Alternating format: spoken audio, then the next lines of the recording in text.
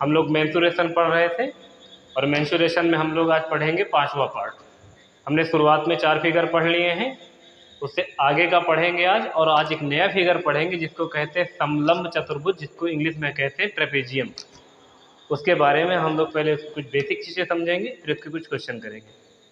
पहले शुरुआत के वीडियो में आप सभी का सहयोग बहुत ही अच्छा रहा है। कुछ लोगों का ये कमेंट आया है कि समषष्ठभुज में आपकी स्पीड शुरुआत में कुछ क्वेश्चनों में ज़्यादा थी, तो हमने कंपैरिजन किया और हमने भी ये पाया कि शुरुआत के 2 वीडियो यानी पहला और दूसरा मेंसुरेशन की अपेक्षा चौथा वीडियो जो है उसमें थोड़ी सी स्पीड ज़्यादा थी। इसकी ये वजह थी कि उन दिनों कुछ बच्चे सामने बैठे थे, इस वजह से हमने थोड़ा ज़्यादा स्पीड से पढ़ा दिया था। तो कुछ लोगों ने कहा कि थोड़ी सी स्पीड कम कर लीजिएगा, तो हम उम्मीद करेंगे कि स्पीड अपनी एवरेज स्पीड के साथ पढ़ाएंगे और डिटेल से आपको सभी बातों को समझाएंगे। तो हम लोग आज एक नए फिगर को पढ़ने वाले हैं जिसका नाम क्या है, समलंब चतुर्भुज, जिसको इंग्लिश में कहते हैं ट्रेपेजियम। तो हम लोग देखते हैं ट्रेपेजियम की आकृति कैसी होती है और उसका क्षेत्रफल और उसका परिमाप और उसके विकर्ण क्या क्या होते हैं। ठीक है, तो चलिए प्रारंभ करते हैं।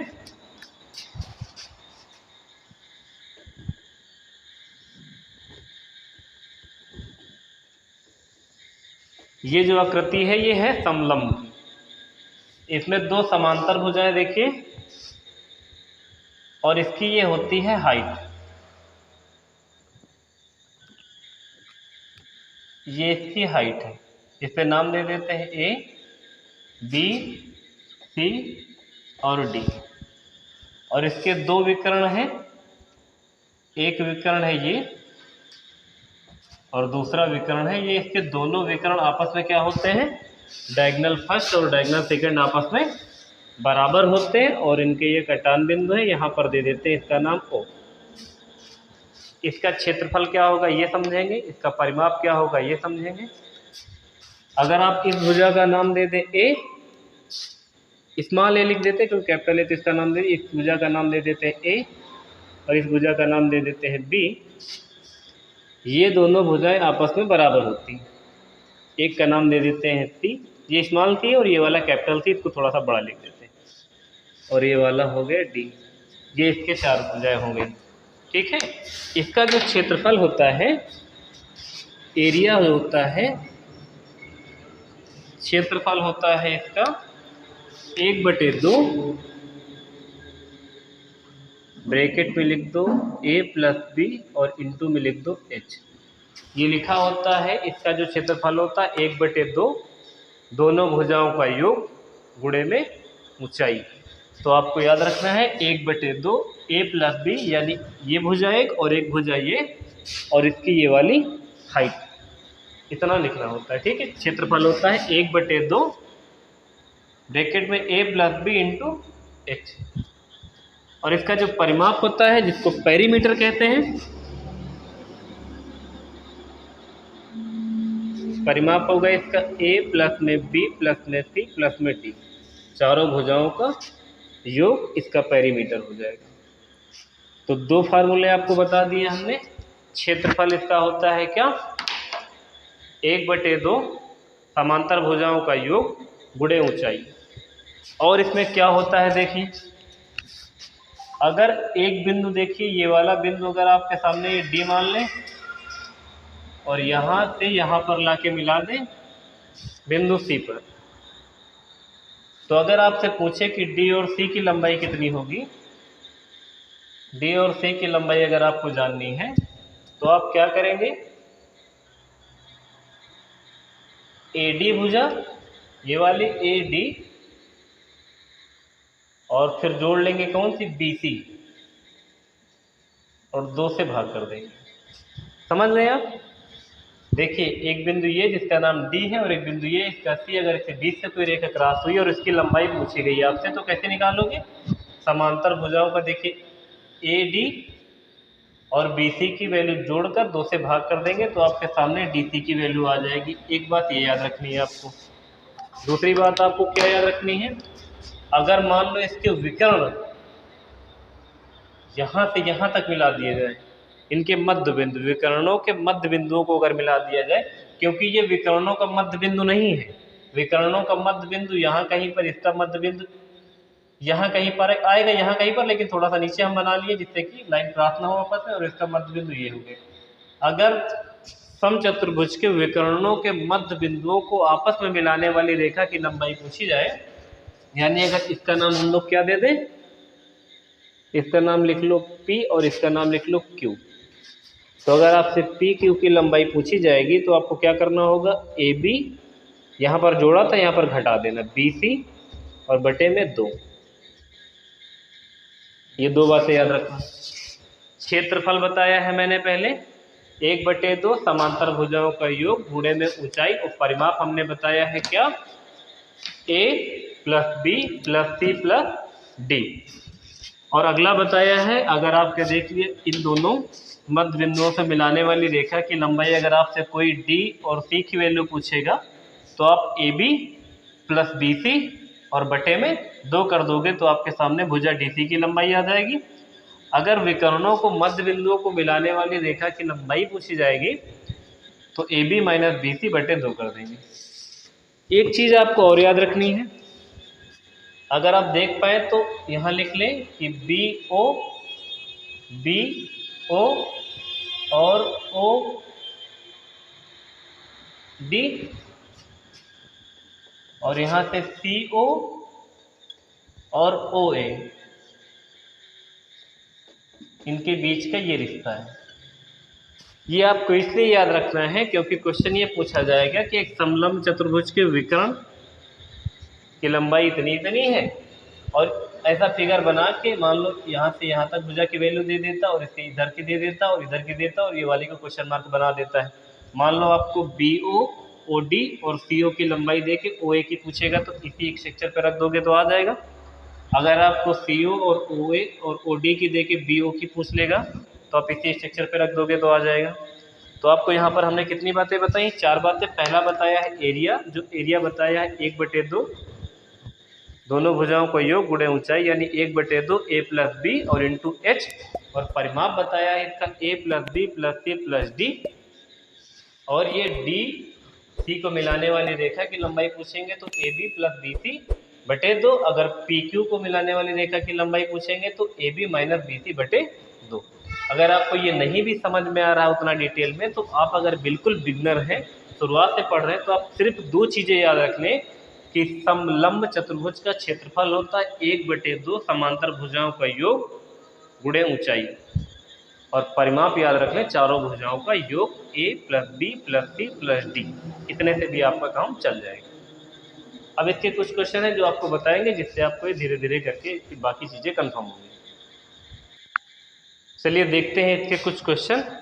शुरुआत के कुछ बेसिक क्वेश्चन है। पहले, किसी समलंब चतुर्भुज की समांतर भुजाएं क्रमशः 20 सेंटीमीटर तथा 25 सेंटीमीटर है और इनके बीच की लंबवत दूरी 18 सेंटीमीटर है, तो इनका क्षेत्रफल ज्ञात कीजिए। ये जो लंबवत दूरी है इसका मतलब ऊंचाई की बात कर रहे हैं, ठीक है। तो देखेंगे, एक समलंब चतुर्भुज है जिनकी भुजाएं क्रमशः 20 सेंटीमीटर और 25 सेंटीमीटर, तो ये वाली 20 सेंटीमीटर मान लो, मान नहीं लो, यही होगी क्योंकि ये छोटी होती है और ये वाली बड़ी होती है। तो ये कितनी है, 25 सेंटीमीटर। और उनके बीच की जो लंबवत दूरी, इसका मतलब ये जो हाइट है ये कितनी है, 18 सेंटीमीटर। क्षेत्रफल निकालने के लिए आपको 3 ही चीज़ चाहिए, क्योंकि समलंब चतुर्भुज का क्षेत्रफल का फार्मूला होता है 1/2 समांतर भुजाओं का योग गुणे ऊंचाई। तुमको समांतर भुजाओं का मान भी पता, एक 20 सेंटीमीटर एक 25 सेंटीमीटर, और हाइट भी पता है 18 सेंटीमीटर। तो आप उसका क्षेत्रफल आसानी से निकाल सकते हो, क्योंकि क्षेत्रफल का जो फार्मूला होता है वो क्या होता है, एरिया का जो फार्मूला है वो हमने बताया था 1/2 ब्रैकेट में ए प्लस बी, यानी समांतर भुजाओं का योग और गुणे में ऊंचाई। तो आप यहाँ लिख लेंगे 1/2 समांतर भुजाओं का योग की बात कही गई, तो आप लिख लें एक 20 और एक 25, और गुणे में ऊंचाई कितनी लिख दें, 18 लिख दें। 2 से इसको काट लें तो 2 से पढ़ा में कट जाएगा, दोनों 18 और दोनों को जोड़ोगे तो कितना हो जाएगा, 45 हो जाएगा। इसको 9 से क्या कर लो, गुणा कर लो ना, गुणा कर लोगे तो 9 × 5 = 45 से हो जाएगा 5, कैरी आ जाएगा 4, 9 × 4 = 36, 4 40 सेंटीमीटर स्क्वायर। तो इसका जो क्षेत्रफल निकल कर आ जाएगा समलंब चतुर्भुज का, वो कितना आ जाएगा, 405 सेंटीमीटर स्क्वायर। आपको दोनों भुजाएं पता ही है, हाइट भी पता है, बस फार्मूले पे रख दो, एरिया निकल कर आ जाएगा। सही है इतना। अब देखेंगे अगला, एक समलंब का क्षेत्रफल 580 सेंटीमीटर स्क्वायर है और इसकी समांतर भुजाएं क्रमशः 30 सेंटीमीटर और 28 सेंटीमीटर है, तो उनके बीच की दूरी बताओ। बीच की दूरी, लंबवत दूरी या ऊंचाई, ये तीनों एक ही बात है। तो आपको देखो क्या पता, पहले तो समलंब का आपको एरिया पता है, क्षेत्रफल पता है और दोनों भुजाएं पता है। एक भुजा 30 सेंटीमीटर, एक भुजा 28 सेंटीमीटर, और आपसे पूछा क्या गया है, आपको हाइट बतानी है। तो हाइट बताने के लिए क्या करेंगे, हम लोग एरिया वाला फार्मूला लिख लेंगे, 1/2 समांतर भुजाओं का योग। एक भुजा 30 सेंटीमीटर तो 30 लिख लेंगे, दूसरी भुजा 28 सेंटीमीटर तो 28 लिख लेंगे। तो 1/2 समांतर भुजाओं का योग इंटू ऊंचाई, और ऊंचाई पता ही नहीं, वही निकालना, तो ऊंचाई की जगह h लिख दिए हैं। और ये एरिया का फार्मूला है, तो सामने में एरिया लिख देंगे, और सामने एरिया कितनी लिखेंगे, 480 सेंटीमीटर स्क्वायर लिख देंगे इतना। अब देखिएगा यहाँ क्या कर देंगे, दोनों को जोड़ देंगे, कितना 30 30 50 58, और गुणे में h। ये वाला जो 2 है इसको ले जाके इधर क्या कर देते हैं, गुणा में लिख देते हैं। तो 580 और गुणे में ये 2। अभी ये 58 से 58 कट जाएगा, यहाँ हो जाएगा 10, तो जिसकी हाइट आ जाएगी कितनी आ जाएगी, 20 सेंटीमीटर। आसानी से निकल गई, दोनों क्वेश्चन बेहद ही आसान है, बस फार्मूले पर रखो और आंसर प्राप्त करिए। सही है। देखेंगे अगला प्रश्न आपके सामने लिखा हुआ है, लिखा हुआ एक समलंब की समांतर भुजाएं 2:3 के अनुपात में हैं और उनकी न्यूनतम दूरी 12 सेंटीमीटर है। यदि उस समलंब का क्षेत्रफल 480 सेंटीमीटर स्क्वायर है तो बड़ी भुजा की लंबाई बताइए। एक समलंब चतुर्भुज है जिसमें दोनों भुजाओं का जो अनुपात है वो 2:3 है, तो छोटी वाली 2 और बड़ी वाली 3 है, अनुपात में है, तो दोनों में x लगा दो, तो छोटी वाली 2x और बड़ी वाली 3x है।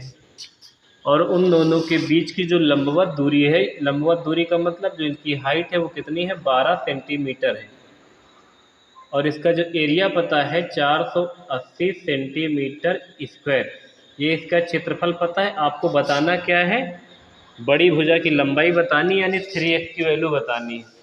3x की वैल्यू बताने का मतलब है कि आपके पास x की वैल्यू पता हो तो आप 3 में ले जाके गुणा कर देंगे, तो बड़ी वाली भुजा की लंबाई पता चल जाएगी। और इसकी वैल्यू निकालने के लिए आपके पास पता क्या है, क्षेत्रफल, और क्षेत्रफल कितना है, 480 सेंटीमीटर स्क्वायर। तो आप पहले क्षेत्रफल का फार्मूला लिखें, 1/2 समांतर भुजाओं का योग, यानी एक भुजा 2x और एक भुजा 3x, और दोनों के बाद उनकी ऊंचाई लिख दो 12 सेंटीमीटर और बराबर में लिखो 480, जो 1/2 a + b × h इक्वल करके क्षेत्रफल। हमने 1/2 लिखा और a + b समांतर भुजाओं का योग गुणा ऊंचाई किया, तो क्षेत्रफल पूरा आ जाना चाहिए। ऊंचाई भी पता, यहाँ से इसकी वैल्यू निकाल देंगे, बराबर में क्षेत्रफल लिख दें, क्योंकि क्षेत्रफल आपको 480 सेंटीमीटर स्क्वायर बताया गया है ना। तो आप इन दोनों को क्या कर लें, यहाँ देखो 2 से इसको काट दो, 2 से काट दो, 2 छंग कितना 12, और 6 से काट दो कितना 6 × 8 = 48। इन दोनों को जोड़ दोगे हो जाएगा 5x बराबर में 80, और कितने से कट जाएगा 16 × 5 = 80। x की वैल्यू कितनी आ गई है 16, x की वैल्यू 16 निकल आई है। तो आपसे बड़ी भुजा की लंबाई पूछी है, तो यहाँ पर ले जाके गुणा कर दो, तो इसमें से बड़ी भुजा की लंबाई निकाल दो। बड़ी भुजा की लंबाई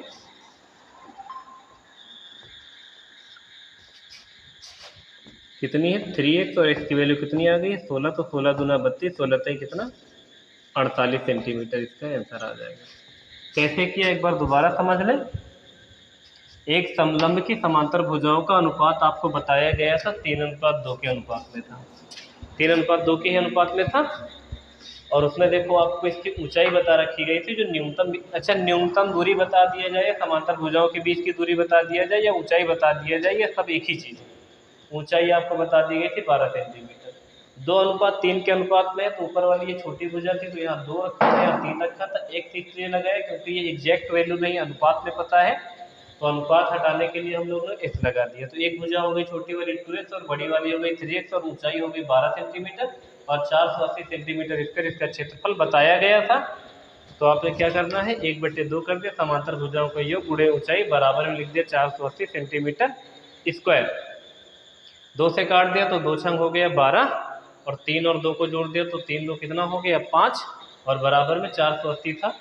हमने 6 से काट दिया, 6 से 48, तो इसका मतलब 5x की वैल्यू 80 थी तो x की वैल्यू 16 हो जाए क्योंकि 16 पंचे 80 होता है। और बड़ी भुजा की लंबाई पूछी गई, 16 का गुणा करा दो तो 16 दूना 32, 16 तेईस 48। छोटी भुजा पूछे होते तो 16 दूना 32। सही है, बड़ी भुजा पूछे छोटी भुजा पूछे दोनों निकाल सकते हो। अगला क्वेश्चन देखिए आपके सामने क्या है लिखा हुआ, एक समलंब चतुर्भुज की समांतर भुजाएं क्रमशः 1.5 सेंटीमीटर और 1.5 मीटर तथा 2.5 मीटर लंबी है तथा इन भुजाओं के बीच की दूरी 6.5 मीटर है। तो इसका क्षेत्रफल क्या है?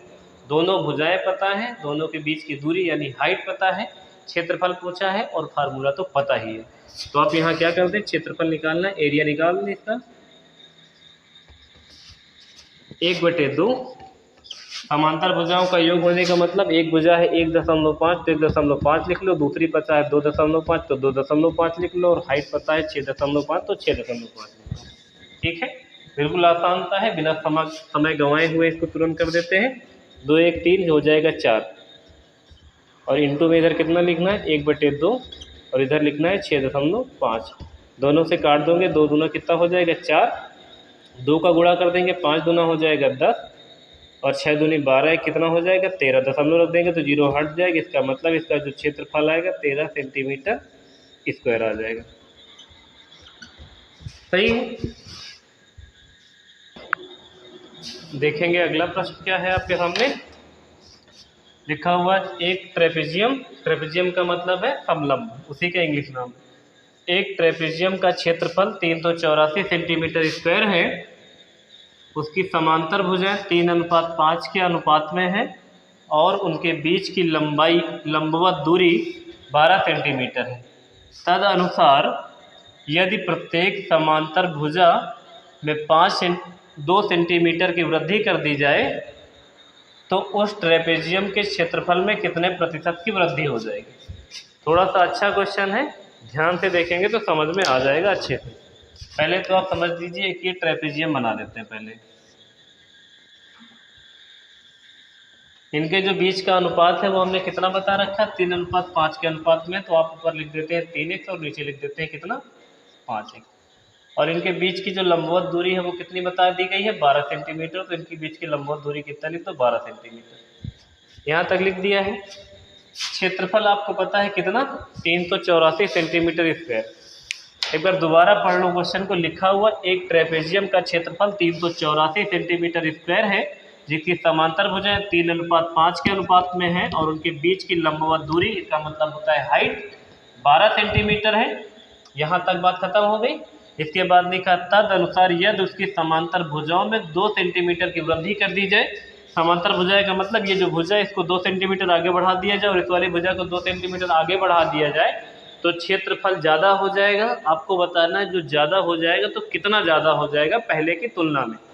तो आप तो पहले तो एग्जैक्ट दोनों भुजाएं निकालो, क्योंकि आपको अनुपातिक वैल्यू पता है, तो आप पहले x की वैल्यू निकाल के दोनों भुजाओं की एग्जैक्ट वैल्यू निकालो। फिर 2-2 सेंटीमीटर दोनों को बढ़ाने के लिए बोला गया, तो दोनों को 2-2 सेंटीमीटर बढ़ाकर एक नए समलंब चतुर्भुज बनेगा, उसका क्षेत्रफल निकाल लेंगे और फिर दोनों को आपस में घटा लेंगे, तो ये पता चलेगा कि क्षेत्रफल कितना बढ़ गया है। सही है, देखेंगे कैसे। आप पहले फार्मूला लिखेंगे 1/2 समांतर भुजाओं का योग यानी 3x और कितना है 5x। ऊंचाई आपको पता है कितनी 12 और क्षेत्रफल कितना पता है 384 सेंटीमीटर स्क्वायर। यहाँ से x की वैल्यू निकाल के समलंब की दोनों समांतर भुजाओं की एग्जैक्ट वैल्यू यानी एग्जैक्ट लंबाई निकाल सकते हैं। तो क्या करेंगे, देखो 2 से इसको कैंसिल कर देंगे, 2 छंग कितना हो जाएगा 12, दोनों को जोड़ देंगे 5 3 कितना 8x, 6 से कट जाएगा क्या ये 6 छंग 36 और 6 चौको 24, 8x की वैल्यू 64 हो जाएगी, तो 8 से काट दोगे तो कितना 8 28 64, तो x की वैल्यू 8 आ गई। x की वैल्यू जैसे ही आपके सामने 8 आई है तो आप इसको ला के यहाँ गुणा कर देंगे तो एक भुजा कितनी हो जाएगी 8 त्रिक, ये भुजा हो जाएगी 8 त्रिक 24 सेंटीमीटर, और ये वाली भुजा कितनी हो जाएगी 8 पर 40 सेंटीमीटर। ये तो अभी पुराने वाले की है। कह रहे हैं अगर इनकी समांतर भुजाओं को 2-2 सेंटीमीटर बढ़ा दिया जाए तो क्षेत्रफल बदल जाएगा। जाहिर सी बात, अगर दोनों भुजाएं 2-2 सेंटीमीटर बढ़ा दी गई हैं तो इनका एरिया दूसरा हो जाएगा, यानी एरिया ज़्यादा हो जाएगा। तो अगर आप देखें ये भुजा जो 24 है पहले वाली, तो 24 में 2 बढ़ा दोगे तो ये भुजा जानते हो कितनी हो जाएगी 24 तो 26 हो जाएगी, तो ये 26 सेंटीमीटर बन जाएगी। और ये वाली जो 40 है ये कितनी बन जाएगी 42 बन जाएगी।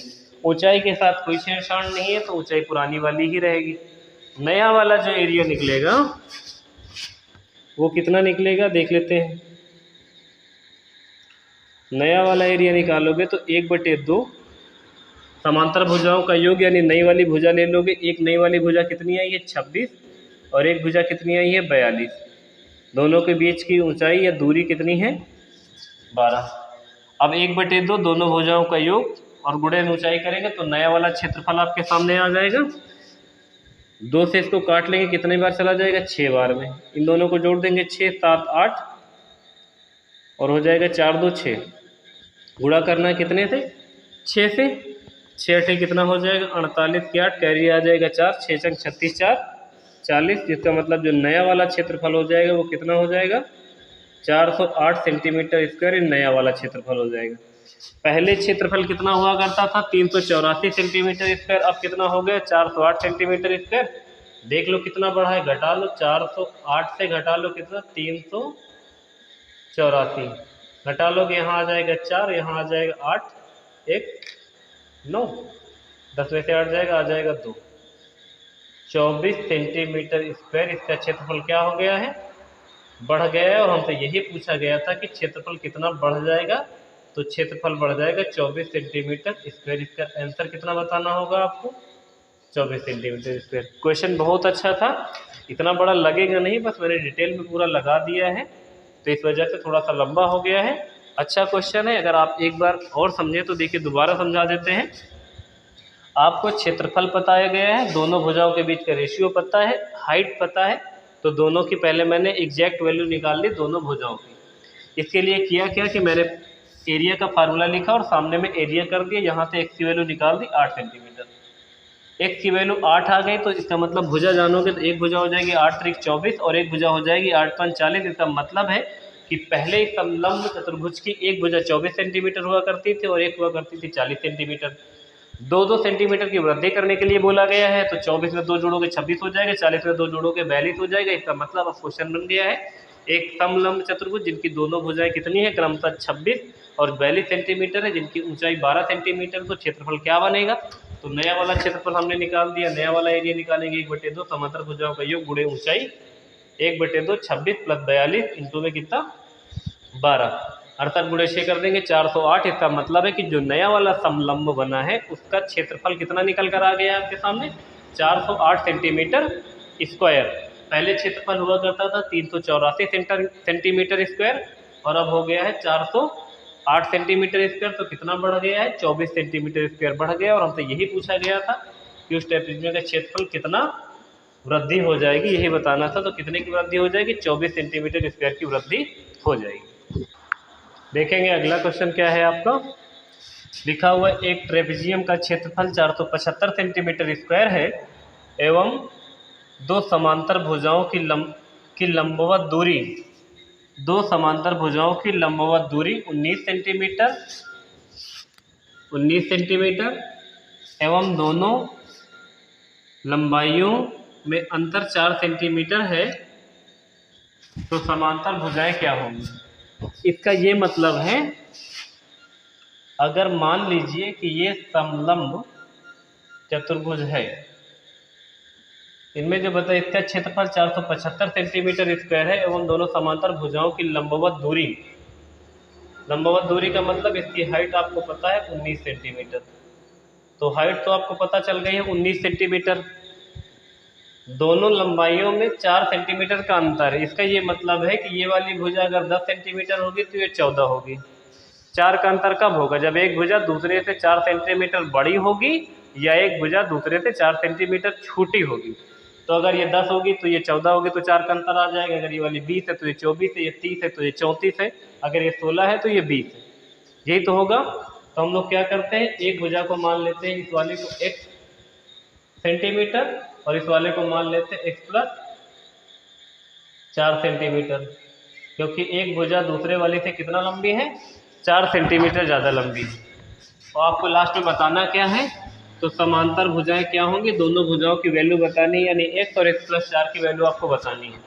दोनों भुजाओं के बीच की दूरी 19 सेंटीमीटर है और एक भुजा दूसरी भुजा से 4 सेंटीमीटर के बीच में डिफरेंस है दोनों के, तो एक भुजा अगर x मानोगे तो दूसरी वाली भुजा x प्लस 4 मानना ही पड़ेगा। अब आपको बताया क्या गया है, देखो आपको बताया गया है एरिया, एरिया बताया गया है, तो आप एरिया वाला फार्मूला रख के यहाँ से x की वैल्यू निकाल देंगे, क्योंकि 1/2 समांतर भुजाओं का योग, एक भुजा x है और दूसरी भुजा x कितनी है, x प्लस 4 है, तो 1/2 समांतर भुजाओं का योग हो गया। ऊंचाई कितनी बता रखी है?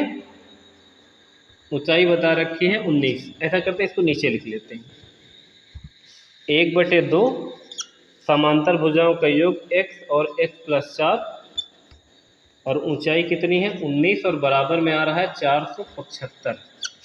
यहाँ से x की वैल्यू निकाल देंगे तो दोनों की भुजाओं आसानी से निकाल सकते हो, यही तो हमसे पूछा गया है।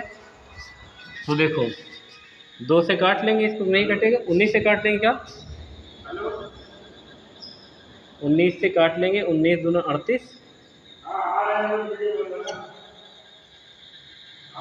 19 दूना 38, 38, 39, 40, 7, 8, 9, 19 पंचे कितना होगा 95। तो यहाँ क्या कर देंगे, देखो 2x प्लस में 4 और ये वाला हो जाएगा 25 चौको 25 दूना 50, 25 दूना 50 हो जाएगा। आप इधर से 4 घटा लोगे तो बचेगा कितना यहाँ पर 46, 2x की वैल्यू 2 से काट दोगे, 2 दूना 4 और 2 3 6, तो x की वैल्यू कितनी आ जाएगी 23। तो एक भुजा आपके सामने x आ गई, तो एक भुजा आ जाएगी 23 और दूसरी भुजा x प्लस 4 है, तो 23 प्लस में 4 तो कितना हो जाएगा 23, 24, 25, 26, 27, तो एक भुजा हो जाएगी 23 और एक भुजा हो जाएगी 27, और हमसे यही दोनों भुजाएं पूछी गई थी, तो दोनों भुजाओं का आंसर आ जाएगा 23, 27। समझ गए होंगे? नहीं समझ पाए हैं तो आप इसको एक बार दोबारा देख सकते हैं, तो आप इसको पक्का समझ जाएंगे। अगला प्रश्न कौन सा है देखते हैं हम लोग। अगला प्रश्न है, एक समलंब चतुर्भुज का क्षेत्रफल 18 क्या है 18 सेंटीमीटर स्क्वायर है, इसकी ऊंचाई और आधार क्रमशः 3 सेंटीमीटर और 5 सेंटीमीटर है, तो समांतर पक्ष की लंबाई ज्ञात करो। इसका क्या मतलब है, देखो समलंब चतुर्भुज ये हो गया है और बताया गया है इसका जो क्षेत्रफल है वो कितना है 18 सेंटीमीटर स्क्वायर है, और इसकी ऊंचाई यानी ऊंचाई 3 सेंटीमीटर है, तो आप इसकी ऊंचाई लिख दें 3 सेंटीमीटर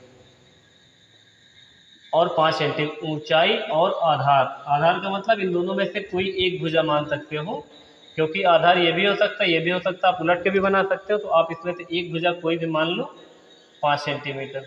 दूसरी वाली भुजा नहीं पता तो आप 1 सेंटीमीटर मान सकते हो, वही वाली बतानी है आपको।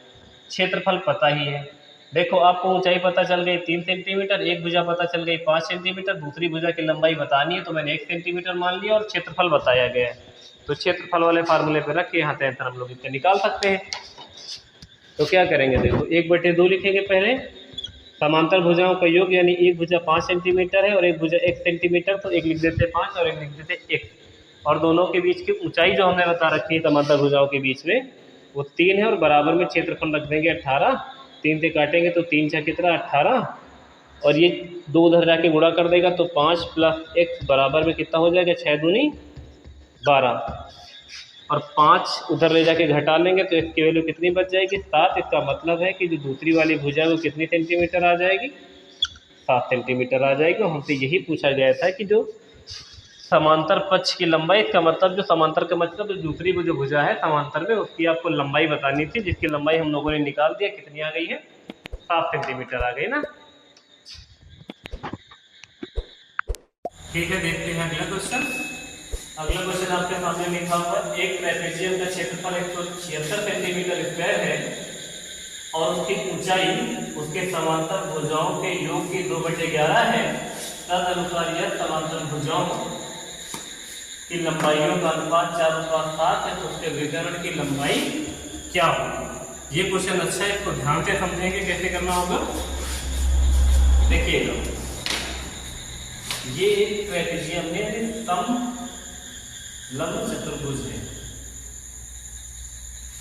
इसका क्षेत्रफल है, इसको भी छोड़ दो। इसकी जो ऊंचाई है उसकी समांतर भुजाओं के योग की 2/11 है और समांतर भुजाओं का जो अनुपात है वो 4:7 है। तो आप यहाँ पर लिख सकते हो 4x और यहाँ पर लिख सकते हो 7x।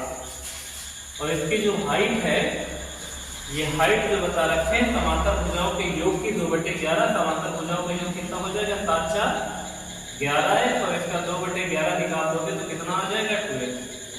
तो इसका ये मतलब है कि इसकी ऊंचाई कितनी आ जाएगी? 2x आ जाएगी। समझ गए हो? लिखा हुआ है उसकी जो ऊंचाई है उसकी समांतर भुजाओं के योग की 2/11 है।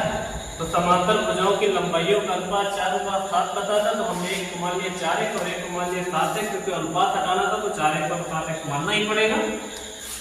और जो इसकी ऊंचाई है समांतर भुजाओं के योग की 2/11, समांतर भुजाओं का योग कितना होगा? 7 4 11, 11 का 2/11 निकालोगे तो 11 से 11 कैंसिल हो जाएगा, तो x गुणे 2 कर दोगे तो कितना हो जाएगा? 2x। इसका मतलब इसकी हाइट कितनी हो गई है? 2x हो गई है। अब देखिए, आपके सामने अगर x की वैल्यू पता चल जाए तो आप इसकी एग्जैक्ट लंबाई और इसकी एग्जैक्ट ऊंचाई पता कर सकते हो, क्योंकि ये एग्जैक्ट वैल्यू नहीं है, अनुपातिक वैल्यू थी।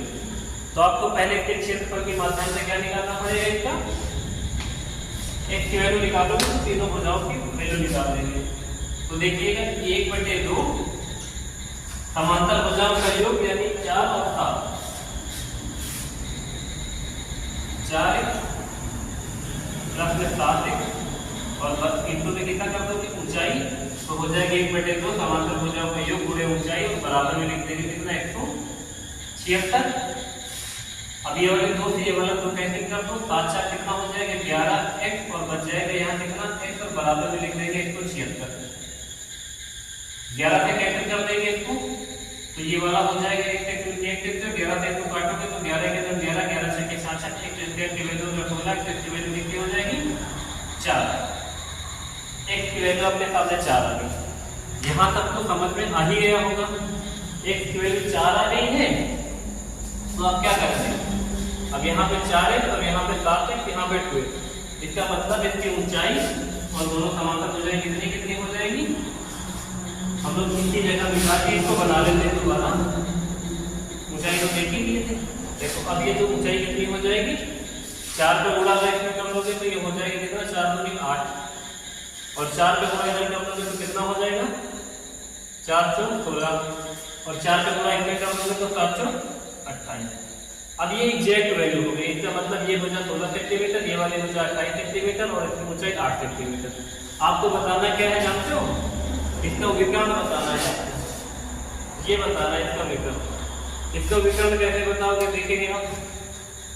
अगर आपको ये ऊंचाई पता है कितनी है, ये 8 सेंटीमीटर, यहाँ से अगर सीधा लंब डाल देंगे तो यहाँ से यहाँ तक अगर भुजा 16 सेंटीमीटर है तो यहाँ से यहाँ तक भी कितना हो जाएगा? 16 सेंटीमीटर हो जाएगा। तो यहाँ से यहाँ तक की वैल्यू 16 सेंटीमीटर लिख लो। अब ये टोटल यहाँ से यहाँ तक 28 है, जिसमें से 20 वाली 16 निकाल देंगे तो 28 में से 16 घटा दोगे तो बचेगा 12 और 12 में ये 2 हिस्से हैं, आधा इधर और आधा इधर, तो बचेगा आधा इधर 6 और आधा इधर बचेगा 6। अब आप ध्यान से देखो, ये वाली भुजा आधार, ये वाली भुजा लंब और ये वाली भुजा कर्ण। क्या ये ऐसी आकृति नहीं बन जाएगी? जिसमें हम लोग को आधार मिल जाएगा यहाँ से यहाँ तक 16 है और इतनी ये 6 और हो गई, तो 16 6 कितना हो जाएगा? 22 और इसकी जो लंब है वो कितना हो जाएगा? 8। तो क्या आप इस कर्ण की वैल्यू नहीं निकाल दोगे? जिसको हमने किया हुआ है लाइन से यहाँ से यहाँ तक 16, 16 6 22, तो आधार हो जाएगा 22 और लंब यानी जो यहाँ पर हाइट है ये लंब हो जाएगी कितनी? 8 सेंटीमीटर की, और कर्ण की वैल्यू निकाल देंगे तो इसका विकर्ण निकल जाएगा। तो आप यहाँ कर लें क्या?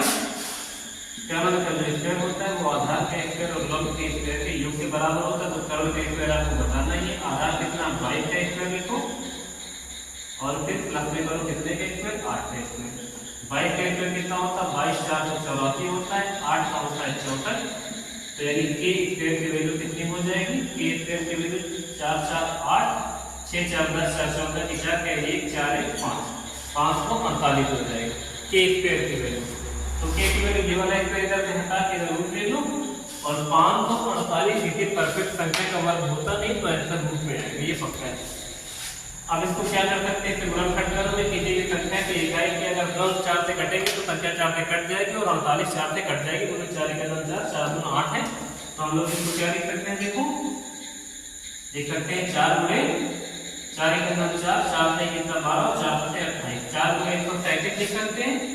तो के की वैल्यू निकालने के लिए क्या कर देंगे, 4 तो रूट से बाहर आ जाएगा, 2 रूट के अंदर कितना रह जाएगा 135, 135 और टूटेगा नहीं, तो इसका जो विकर्ण हो जाएगा वो कितना आ जाएगा 2 रूट के अंदर 135। सही है। तो इस आंसर को देख लीजिएगा, ये एक अच्छा क्वेश्चन है, अगर नहीं समझ में है तो वीडियो को दोबारा देख लीजिए, ठीक है।